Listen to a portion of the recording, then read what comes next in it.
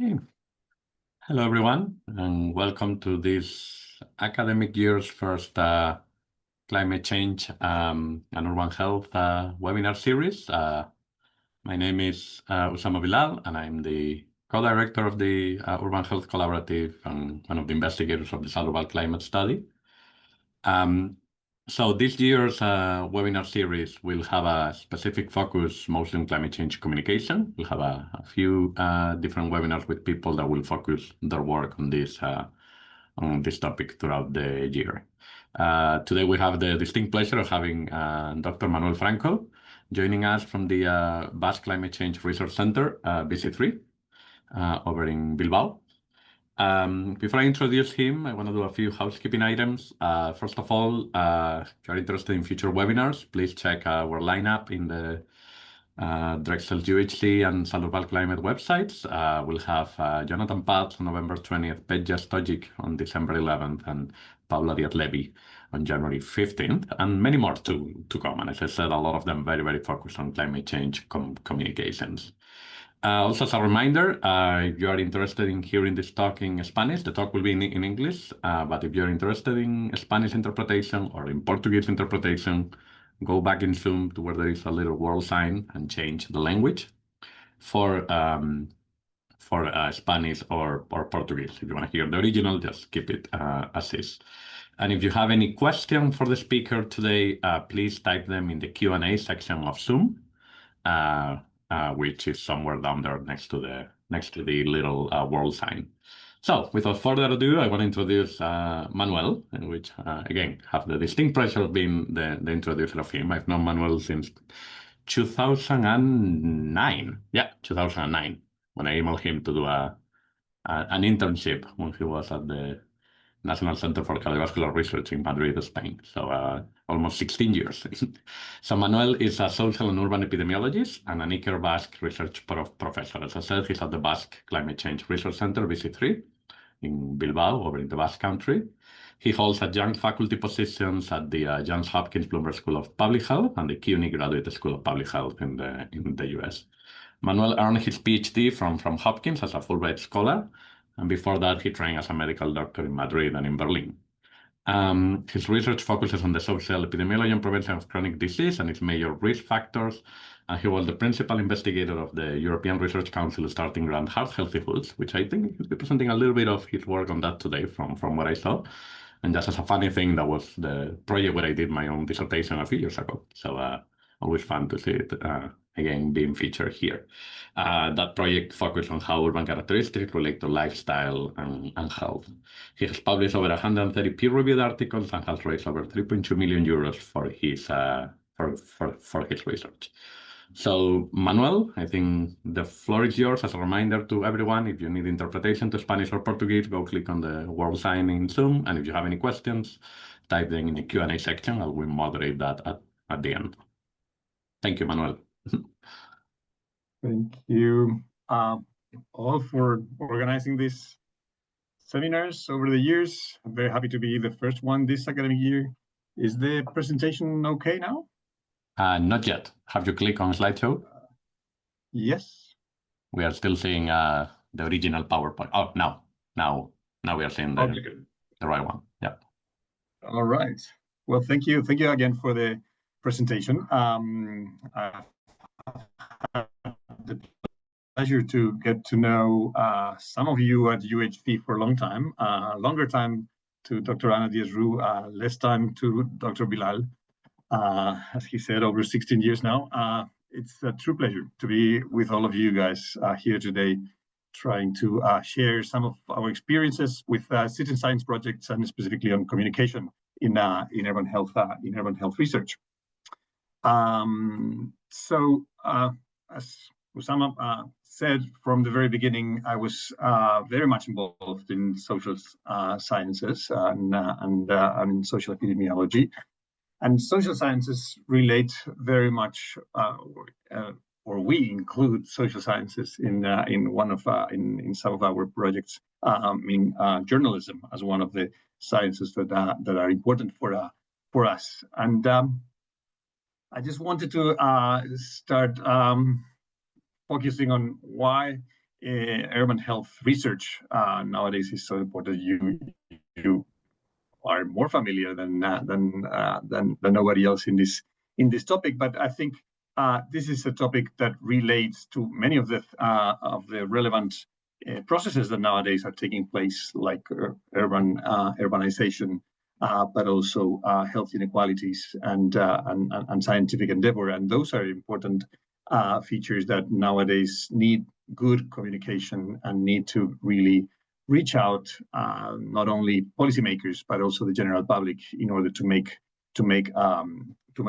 larger impacts. And that's what we have tried to do in Spain in different settings. And this is an article where we tried to reflect what it was going on in not only Madrid but also in Asturias, where Usama comes from, but also in Barcelona, where a lot of good research in urban health had been happening.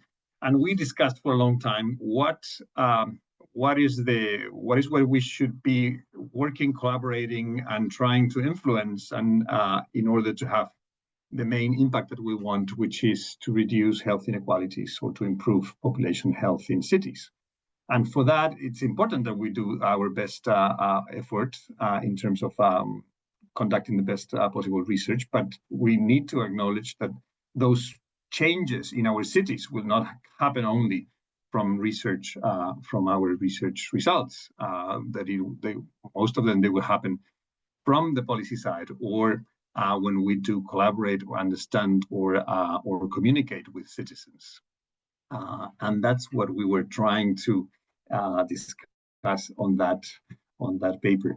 The largest urban health project that I've been involved was this Heart Healthy Hoods project, where the original title was Social and Physical Urban Environment and Cardiovascular Health, the much needed population approach. And these projects, from the very beginning, we realized that had a large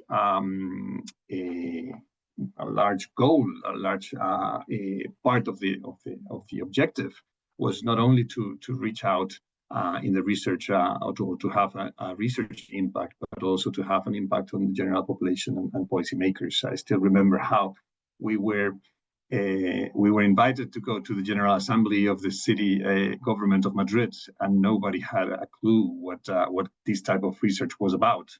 And then we realized how important it is that policymakers have a more or less clear understanding of what this type of research could be. How can we collaborate with them? How can we, or we should, try to engage as much as possible with them?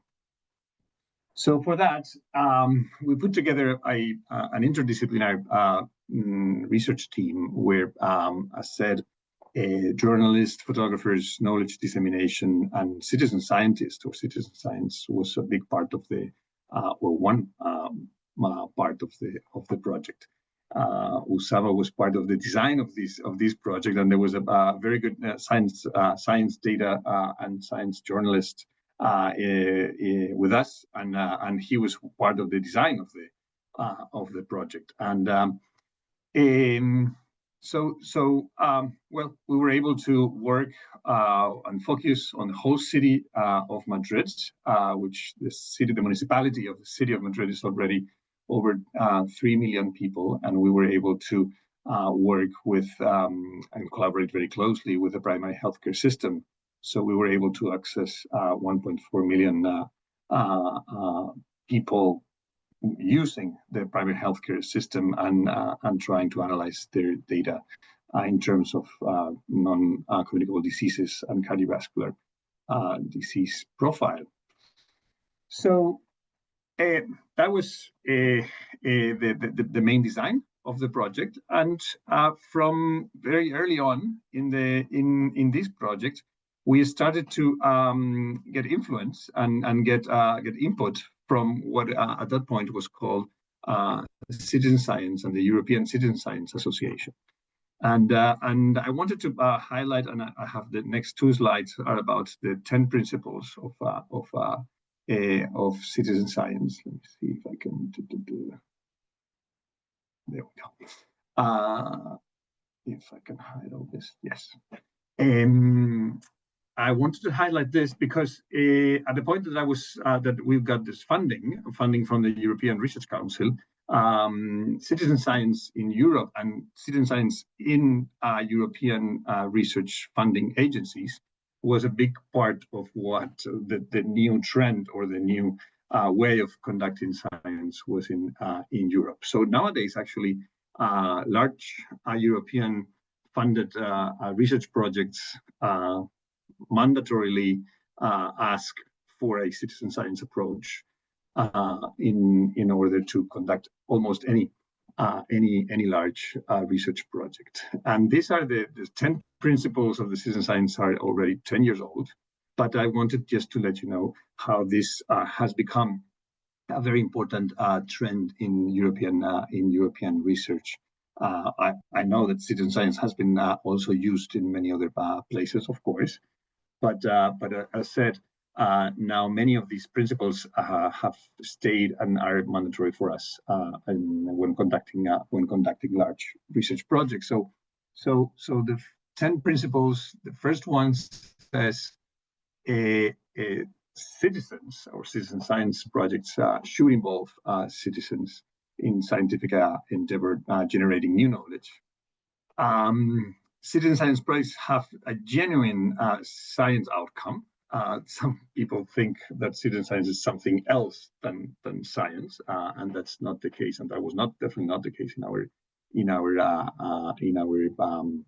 projects. And this is type of project and methodologies that we continue actually doing right now. And I think that this is very important. This third principle, where it says both professional scientists and citizen scientists benefit from taking part of this. So the people participating, so the citizen scientists, they do benefit from this, and the way they benefit is very different from the way we do benefit, and we will talk about that later on. Citizen scientists may, if they wish, participate in multiple stages of the scientific process. This is important because this is citizen science is not only about engaging citizens to gather data that otherwise we would not be able to gather, or to provide or to generate new knowledge that otherwise we would not be able. So they can participate in any moment of this process if they want. Citizen scientists should receive feedback from the project, something that not always happens in our projects. And citizen science, as any other research approach, has limitations and biases, and we should be taking that into account as with any other methodology. This is important also as well. So the project data and metadata should be made publicly available, and where possible, results should be published open access. This is very important when you conduct very large citizen science projects where a lot of people are contributing to the data. Citizen scientists should be acknowledged in the project results and publications, and this is also different from other type of research. And this was very fundamental for us in many senses. And this is, and as said, we continue doing this type of research in Sweden and here in the Basque Country right now. Citizen science programs are evaluated for their scientific output, data quality, participant experience, and wider or policy impacts, wider societal or policy impact. This is important, and we will see how that related to two examples that I will share with you right now. And finally, citizen science project leaders take into consideration legal and ethical issues on things like copyright, intellectual property, data sharing, confidentiality, and attribution, among others. And this is important as we work very closely with citizen scientists. So I will share one example. This is the first project that we did, and some of you have heard from this before, but I'm now taking it from another angle, which is how really these projects focus or force us to do the best communication efforts as possible. And the good thing of this project is that this project was focused on, and this is in Spanish now, but well, Spanglish is our daily life. So, but I will continue in English. This was the first project focusing on food environment and dietary behaviors in one part of the city of Madrid. But we conducted the same methodology, focusing on physical activity, alcohol consumption, and then we did this also in Bilbao, Barcelona, on similar issues as physical activity and food and dietary behaviors. But then we also used this methodology and trained other researcher groups in different settings and different research questions, like we did in Sweden, where they right now we are analyzing the final results on how gig workers and delivery workers are affected in their health and well-being by their occupational activities. So photo voice methodology, of course, includes the data gathering and the perspectives of citizens, but also includes as an objective the fact that we want to have a social impact, and we want to have a communication piece as a fundamental output of the project. And in the case of this project, as said, we focused on how the local food environment was influencing dietary behaviors in two low-income neighborhoods, Los Rosales and San Cristobal. And for that, we collaborated with the Institute of Public Health in Madrid, something that we are developing right now in Bilbao in relation to extreme temperatures.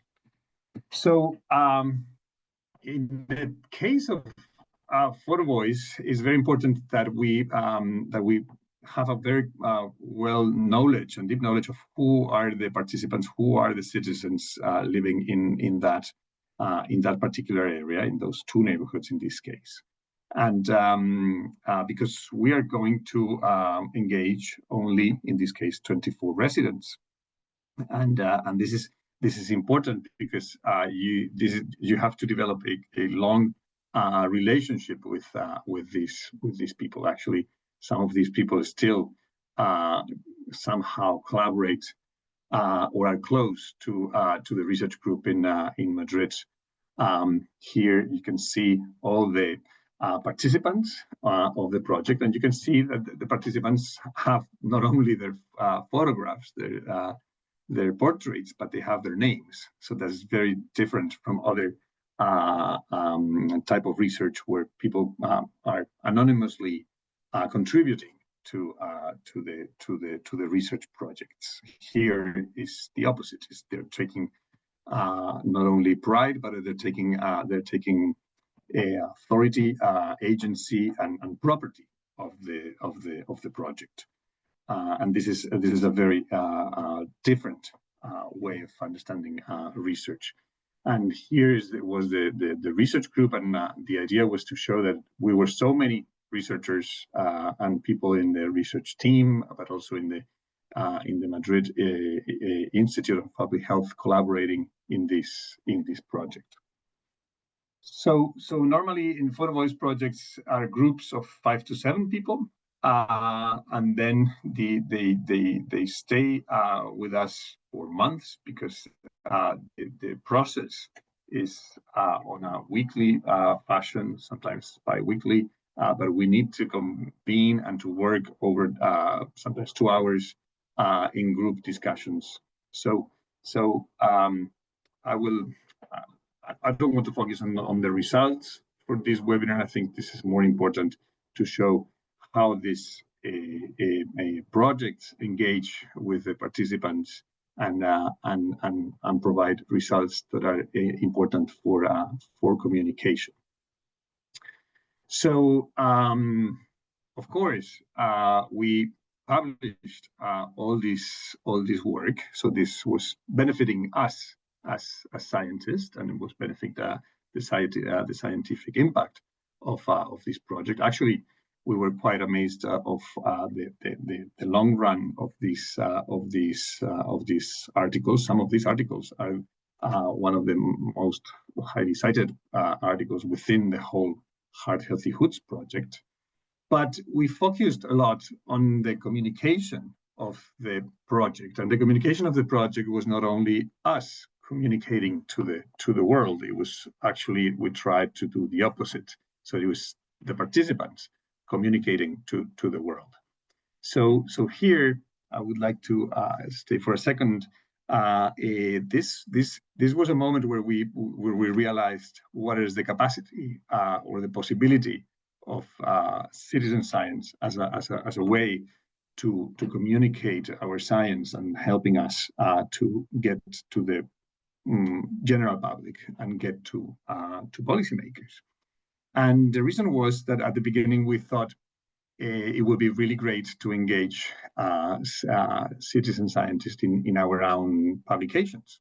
And we invited these two participants, Sandrine and Jose Luis, to participate in the writing of the papers. And then they were very kind and very diplomatic, and they came to the meeting, and they gave us some feedback and blah blah blah, and then we realized that it was kind of boring for them. And then at the very end, they said, well, to be honest, to be part of your 3,500 word publication is not what we really are about. So we would like to get our ideas and get what we did out to the general public and specifically to our policymakers.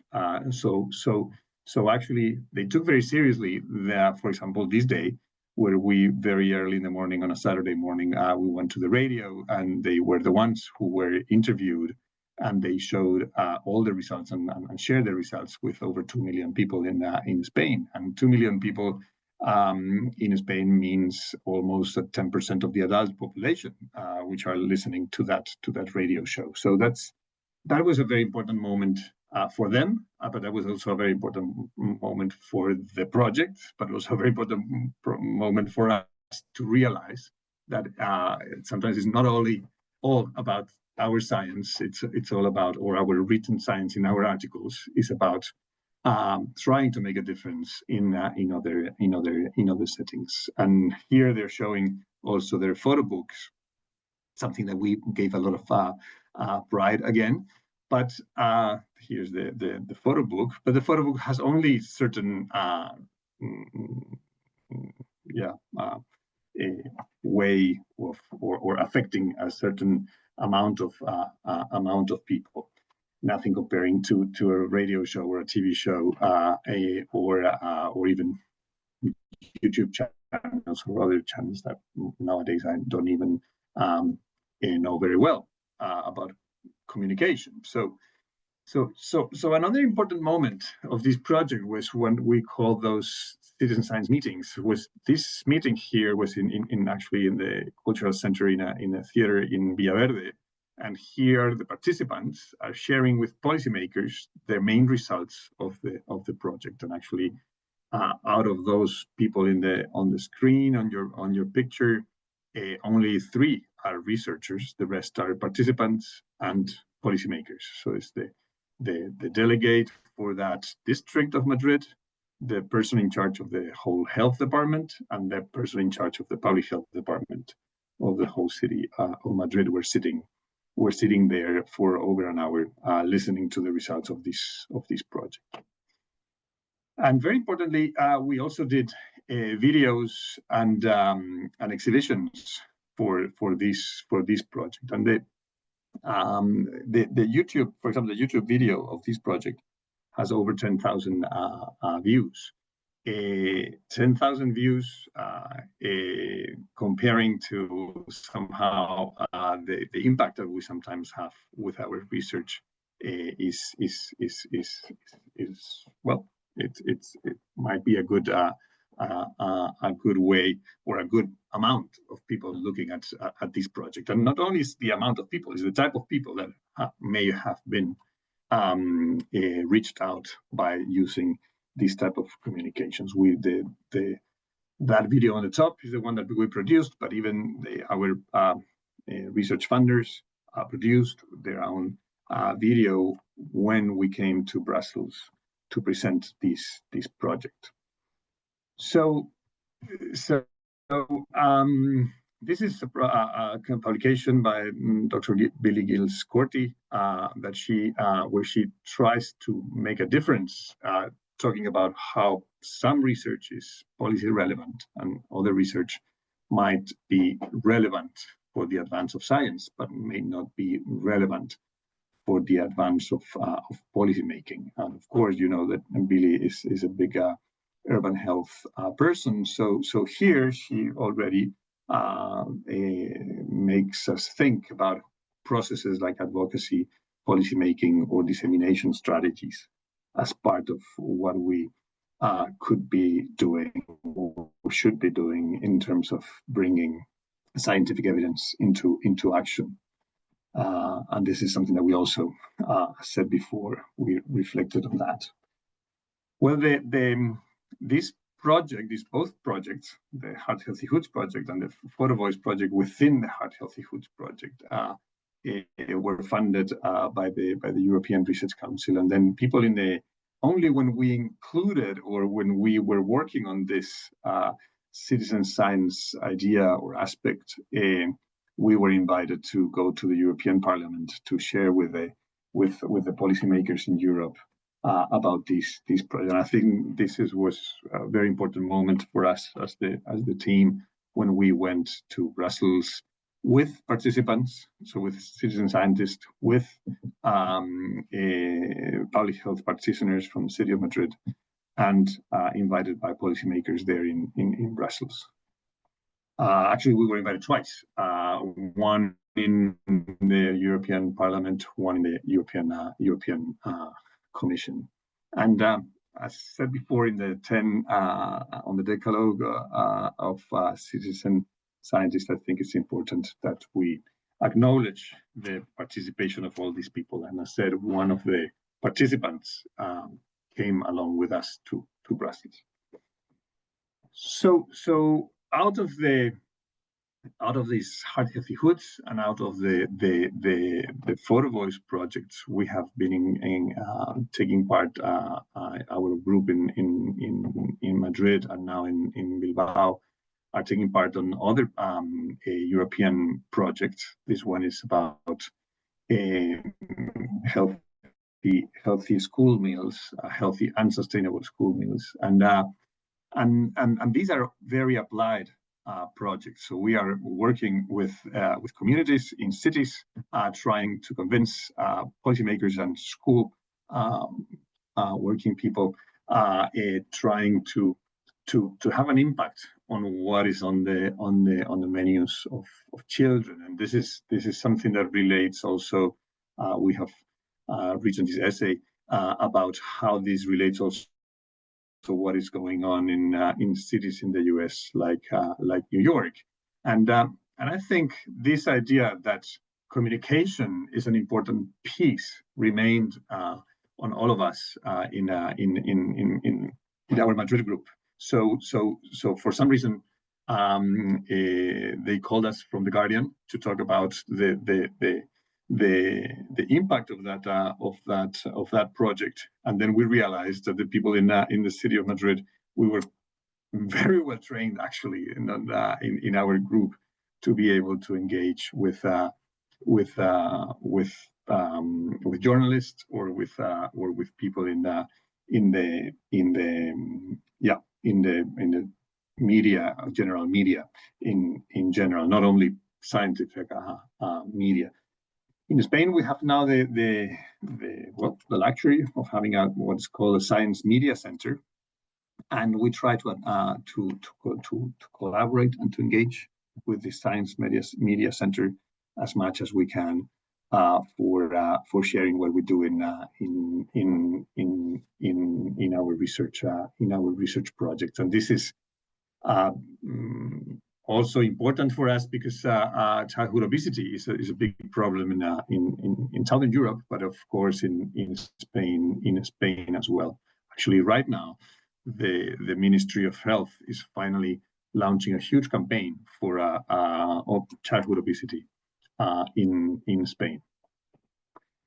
So now I'm working on this center, the Basque Center for Climate Change. We had the pleasure to have Ana Diezru with us last week, and here what we are doing is well, climate change and urban health projects that includes, of course, extreme temperatures, but also, of course, as you know, droughts, floods, wildfires, and every type of health outcome that we can think of. And very interestingly, right now, because of what has been going on in Spain in the last 2 years, we have had a very serious event of a flood, which actually one of the most, not only deadliest, but most economically and infrastructure-wise devastating a catastrophe in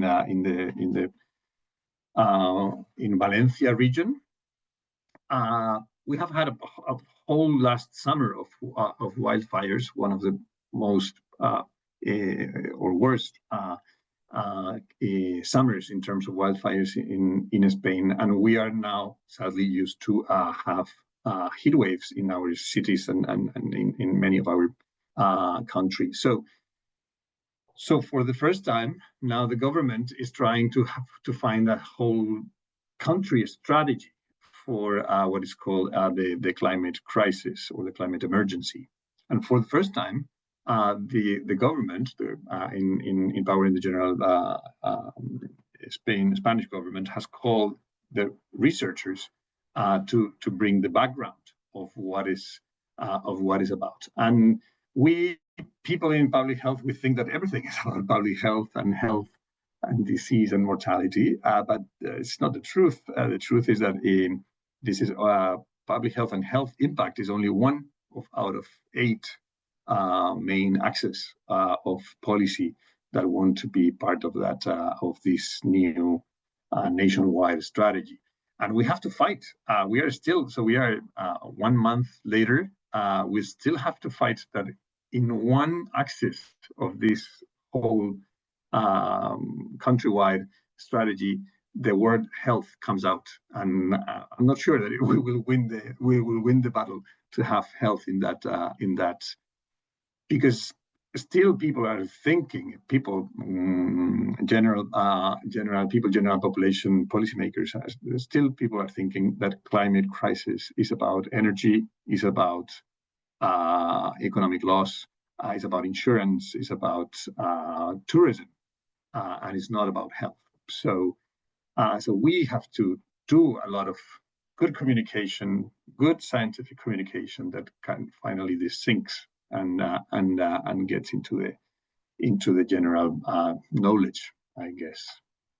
So this is just to show some of our research that actually came from these heart healthy foods, and we added heat waves analysis into mortality, and heat wave analysis into first cardiovascular event incidents in Madrid.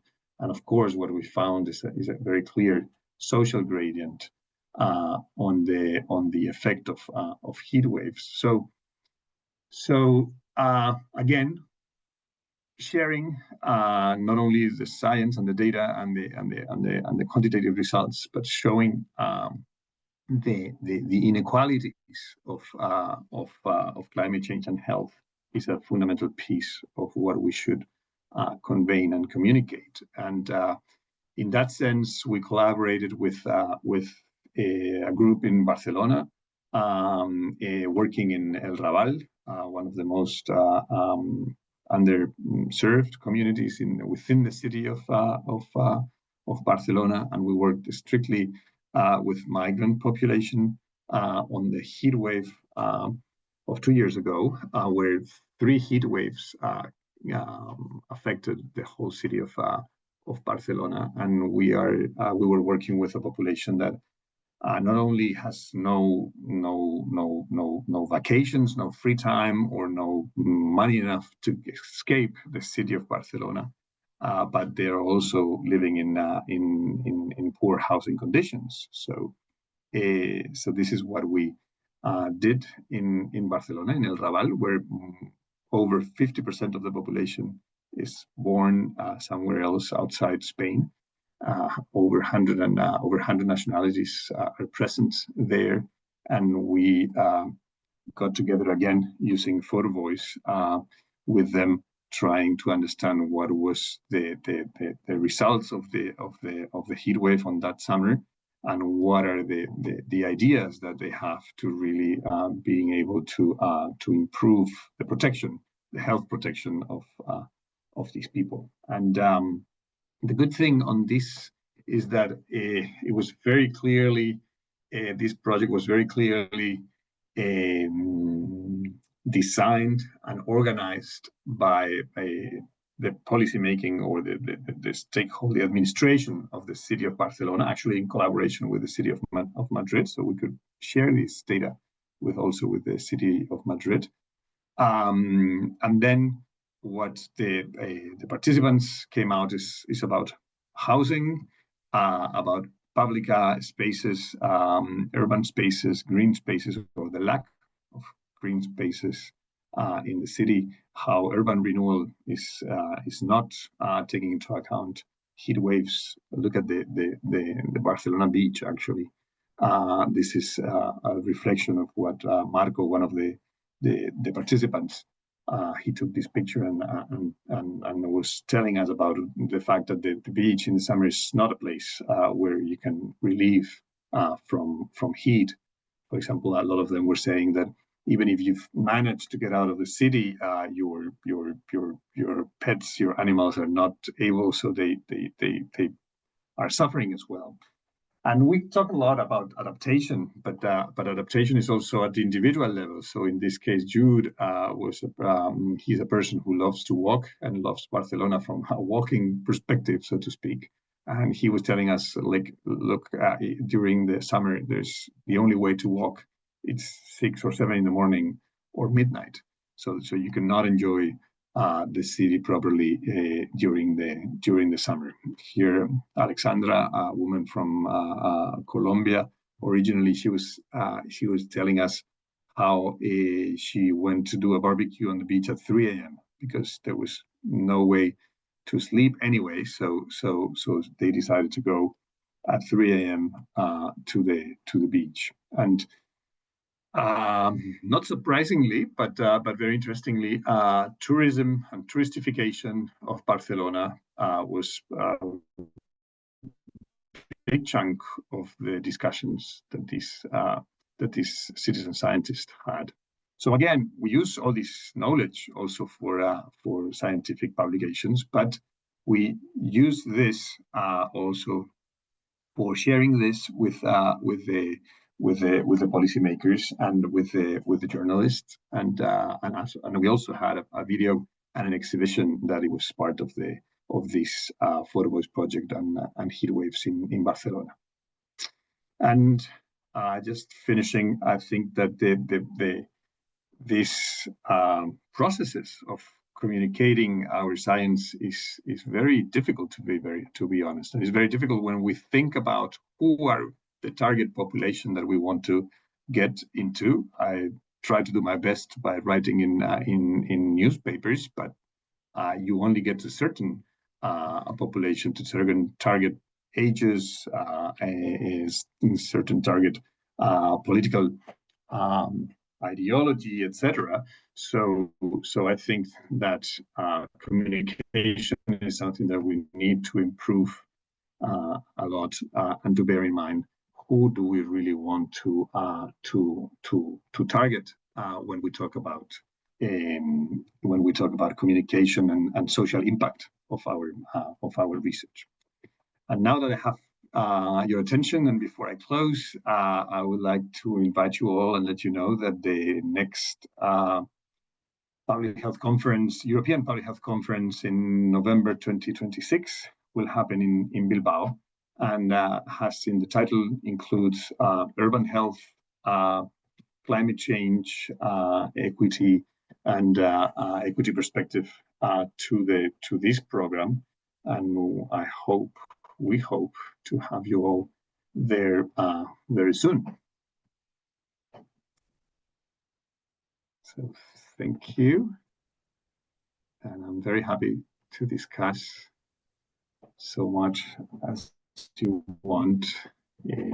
All the questions, the easy ones, I will be able to answer. The tough ones, I will send to Usama. Okay, I'll get those. Okay, thank you so much, Manuel. So if anyone has any questions, please type them on the Zoom Q&A question. I'll start with the first one that I'm seeing here. This is from Carolina Rendon and says, what have been the biggest challenges in integrating this multidisciplinary approach that you have shared today in urban health and research and interventions? Well, I think this multidisciplinary approach was only, we were only able to do it because we had a lot of funding, to be honest. And the funding was from the very beginning was very diverse, and also the team from the very beginning was very diverse. Building the team was not easy. So having geographers, sociologists, anthropologists, primary healthcare people, statisticians, epidemiologists on the table sounded fun, but it was definitely not that easy at some points. But we managed to do it, and then I think over the years we applied to different agencies, and we were able to hold important collaborations with other research groups, also that finally we're able to analyze the same type of data, or to gather more data in the same settings. So that sometimes it's not so much about exploiting your own data, is bringing perspectives and approaches from other angles, but in the same setting. So at the end, you have a richer data set that different people can analyze, and I think that was very useful. Thank you, Manuel. Pleasure. Another question here from Daniel Rodriguez says, thank you, Manuel. Can you please talk a bit about how you and other scientists have engaged with the Science and Climate Change Communication Center that you described? He's very intrigued by it. And in what ways are they helping you communicate findings and engage with various publics? Well, thank you for that comment and question. I think well, Anna saw it when we tried to do a small version of your symposium in Philadelphia, here in Bilbao, while Anna was with us, and we invited journalists. So we had a whole session on communication, and I think this is something that sometimes goes well because you have very good professionals that are interested in your work, and sometimes you don't. I mean, there's also some failures, or some errors, or some missing points. So I think that, for example, PC3 or other research centers, we could do much better in terms of communication. But I think it should be an endeavor that is not just us learning how to communicate, is engaging journalists or schools of journalism into what we do. So, for example, we were trying to bring. We work across the street from the School of Communication in the Basque Country, and it's not easy to develop master degrees works, or to cross the street and go to their webinars, or inviting them for coming to our webinars, etc. But I think that's something that we slowly should be building on. So it's not only about the engaging with journalists, is engaging with people who are doing research on communication, on science communication. Thank you. Thank you. And as a reminder, please type your questions in Q&A. Feel free to type them in Spanish, Portuguese. I think we can probably do a good job getting the main meaning, or English. So, Manuel, I have a question on how you said that it's very important to put health into the climate agenda, and how some of the national conversations in Spain are less focused on health and are more focused on impact on tourism, the economy, etc., etc. In your experience with for example, the photo voice work and the community work in general, do people get that? Like, do people see climate as a threat to their health? I saw a little bit in what you said, like, I don't like going to the beach when it's too hot, but is that just a comfort thing, or are they linking that to health? Do you think? No. I think maybe because in places like Barcelona or Madrid, the heat waves are so strong that everything changes during 2 months. So I think that nowadays we are very clearly that everybody has experience on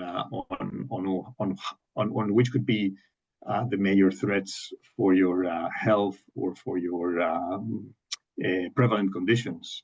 So, for example, the people in Barcelona were telling us, for example, one of the participants had COPD. So we were talking about how people with chronic diseases, how do they see how these heat waves are affecting them. And it was very interesting that people were saying, well, it's not only that that my glucose, my hypertension is getting worse, or is getting out of control because of the heat, etc. I don't have the nerve, or I don't have the time, and or I cannot go to the regular doctors, or to the regular nurses visits, because everything the whole daily activities change. So in Madrid or Barcelona, and during the heat wave, an old person cannot take the bus at 3 p.m.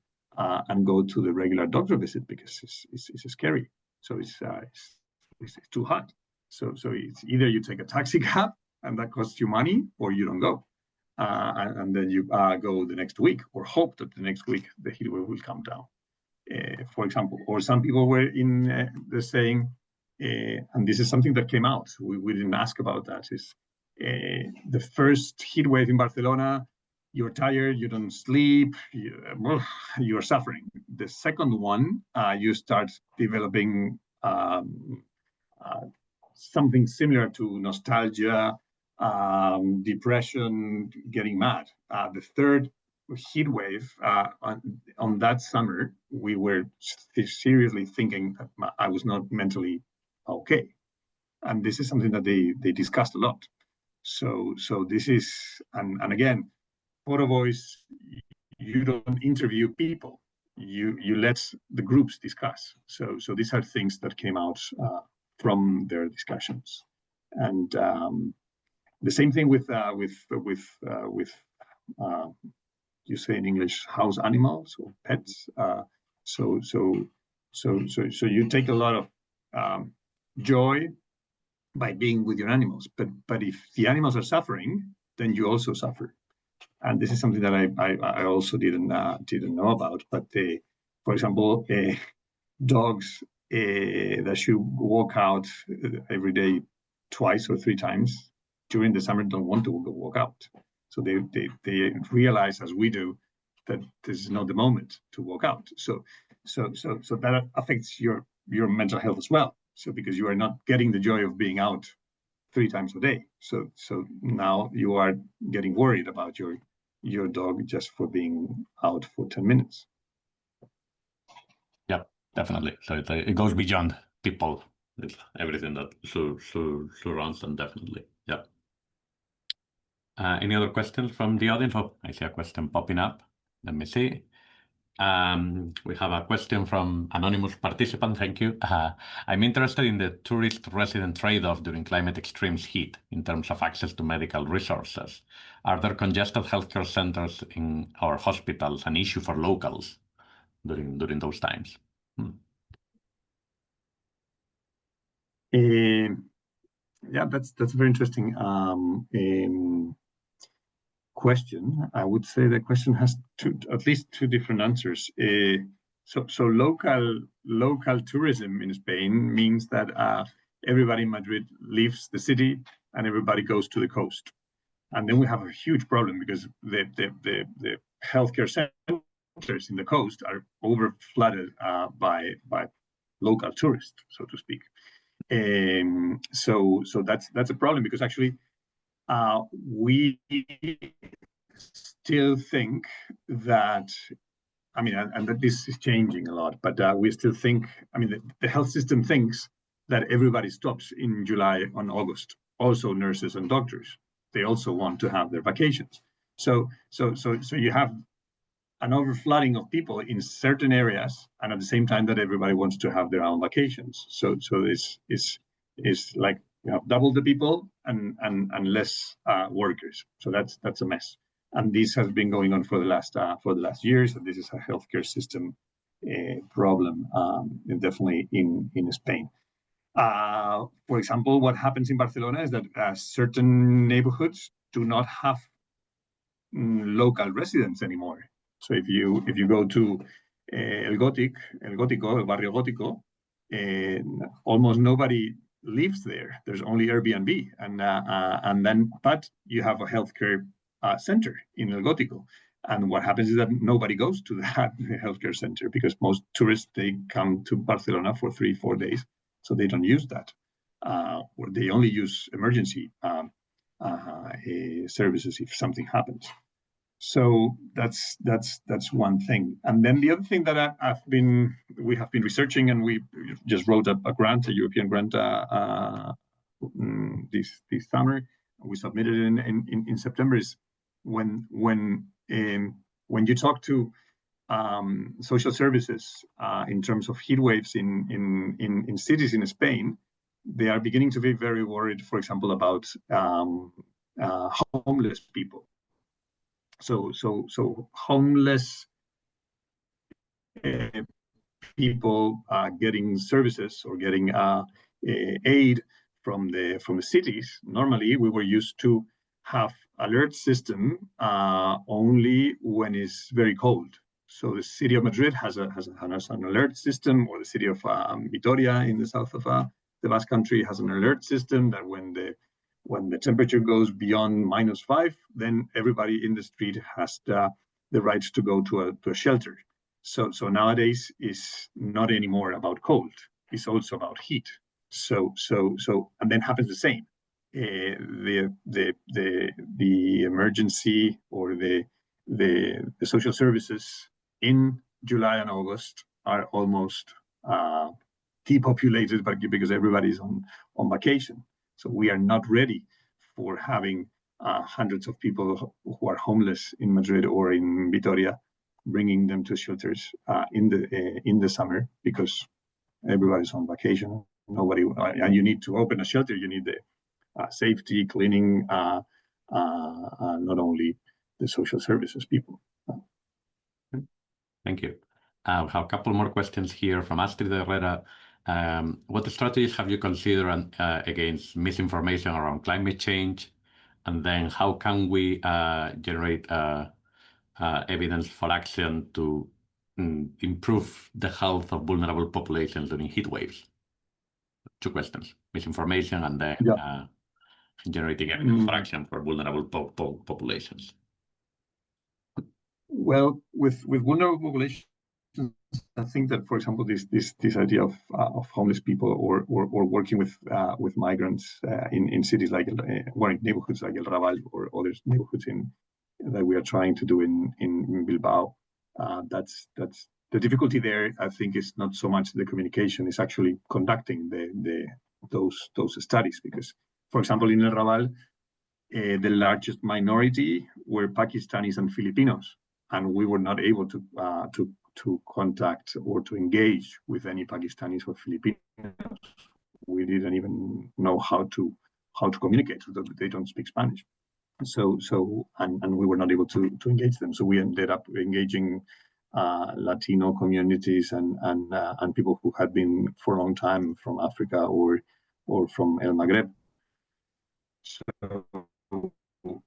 So that's one thing. And then the misinformation question, that's the one that worries me the most, Astrid, to be honest. I think sometimes I feel like we preach to the choir. So even if we do very good research, or even if we do very good communication, we are targeting and communicating to people who are already convinced. Those who are not convinced of climate change, we are not reaching them, or somebody reached them before us, and we might be too late. So that's a very good question. Yeah. Great. And last, we have a last question here. Based on your experience, how can we collaborate better across disciplines? Very easy question. Or to be answered in 2 minutes.